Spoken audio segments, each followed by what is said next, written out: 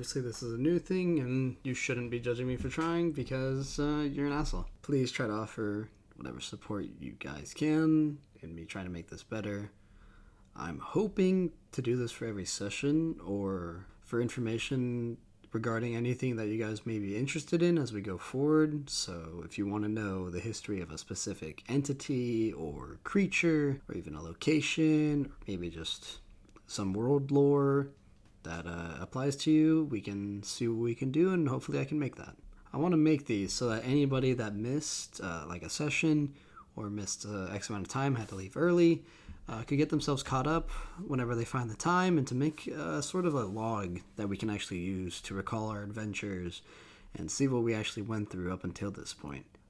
I'm hoping it'll be good for us to take better notes, and so I can go about being a little lighter on myself. In this test example, I'm going to be explaining the lead up to the events of the current campaign, to get some feedback, just how you guys are feeling on what's going on, and I'll give a quick bit of history on the world, just to fill up some time. So without any further stalling, please lend me your ear and your attention as we change the world we live in for the world that we imagine, beginning with a brief history lesson from a grand scholar within the Republic of the Waste, Clovis Cillian Calroy, an older drow man whose age is great enough to have experienced life before the collision. Greetings to whomever is listening to the ramblings of an old fool. I assume most of you have the intentions of joining the Halls of Arcana here in the Republic to earn yourselves great magical talents and certain parlor tricks to amuse your friends. But I understand many of you are most likely here just out of simple curiosity. I am proud of you for coming if that's your reason. I hold those with the urge to learn in rather high regard. So, let me begin.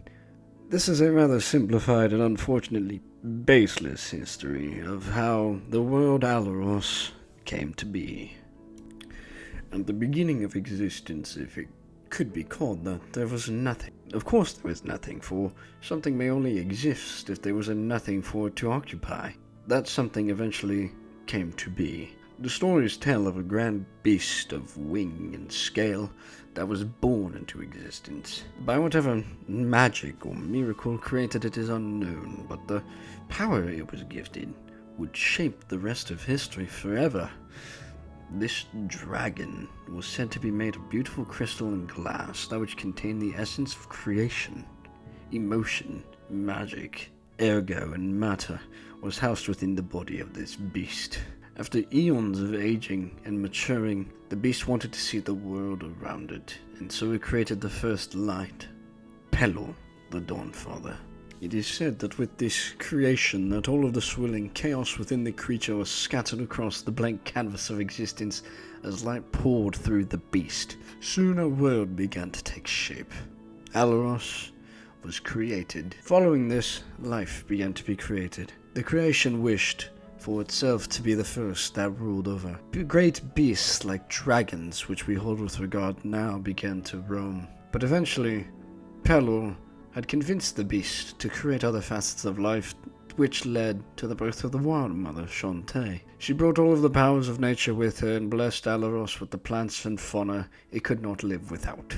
Then came the creation of the other races to mirror that of the gods. First of the elves, who would bring art and prowess under watch of the Wild Mother, and then of humans, who would bring progress and determination with Pelor's guidance. But peace was not to last forever. The life that was created was left unchecked. Creation began to release parts of itself onto the gods so that they may maintain order of the world while it found its rest, after releasing so much energy with the Dawnfather's birth. The first pair of deities would go to elect a great leader of their peoples to ascend to godhood and become the Baron of Death. The matron of the elves took victory over the human leader and became the mysterious Raven Queen. Her rival sister of the humans would hold a seat to soon become a goddess should the time arise.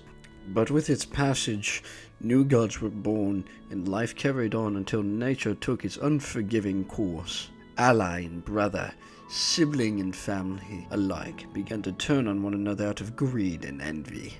A desire to ascend or to maintain power overtook many, even leading to the Discoium, or the betrayal of creation, As Vecna stole the seat of the Soon Goddess, it became the Whispered One. This expedited the next age existence would face, the Sundered Years, which I was born into. It was a time of chaos and bloodshed. War tore through Alaros as unexpected powers began to manifest in the invention of arcana and ergomancy, the only tools we ever had to retort against the gods. These years birthed many more deities that had earned their place in the pantheon through great feats of strength, such as Boldre, who became Lord of the Grey Hunt after defeating the Eclipse. The culmination of these events would force the hands of the gods.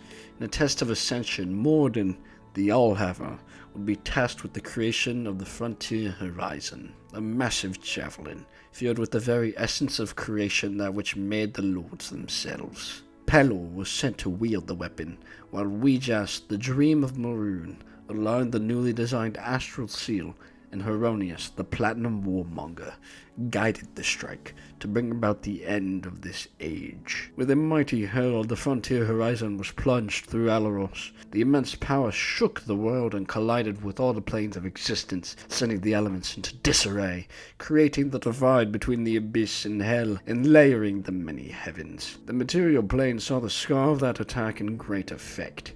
The impact site is now a vast crater set in Diana Loch, which holds its capital city, Meridius. However, the other end of the world would not be so lucky. The once great landmass known as Corotton was destroyed by the explosion of force from the puncture through the world, sending it dividing into many parts. Dossio, Fraser, Dragoncurst, Almist, and Korak. This event became known as the Collision, and set the world on its own path, now further divided from the powers that created it, as the Astral Seal was sent to bar passage between us and our creators. Now 474 years have passed since that great event. Many threats have been stopped, and even a prime deity has fallen at the hands of mortals. So, take this information and prepare to have your story told by many bards and scholars to come. Which now leads us into our current story, Ascension.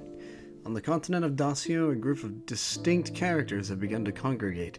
Within the Kazakh Empire rests a town known as Rexel. Rexel resides just south of the Bifrost Fjord and a little west of the border between the Republic of the Waste and the Kazakh Empire. A pair of adopted brothers turned sailors make their way south into the town, where they meet with a group of wizards whom are looking for some sort of dangerous creature in the area. One of the mages, a small gnomish illusionist, tags along with the brothers out of curiosity. During their discussion, the populace around them bows their heads as a Goliath enters the establishment they find themselves in. He introduces himself and learns that they bow their heads for fear of the Skull Carrier clan, a herd of Goliaths that pillage cities around the Bifrost mountain range and kill those that do not comply with their herd. Upon exiting and investigating a small shop, the group come upon a strange man with an interest in horticulture. The half-elemental then joins along with their others to further understand nature across Alaros as a whole. The party meets with a few faces throughout the town before hearing about whispers of a strange old woman who seems to be taking children at night. The young Furbolg boy who shares the information seems to have his hearing taken, so the information comes with a few hardships. But after some investigation and a clever use of some illusion magic, a hag of ice approaches. She is swiftly cut down, and a trail of rot leads the group to a house where a hag with missing eyes and bubonic flesh resides. After a tough bout, she is forced to retreat, and the group barely stands as they contemplate what to do next. They rest for a moment before setting sights back to Rexel to recuperate.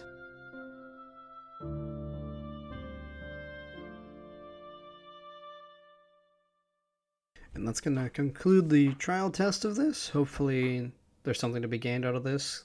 Kind of killed my voice, but hey, we're learning. Voice acting is hard or something. In any capacity, please let me know what I should do. This is the first attempt again, so let's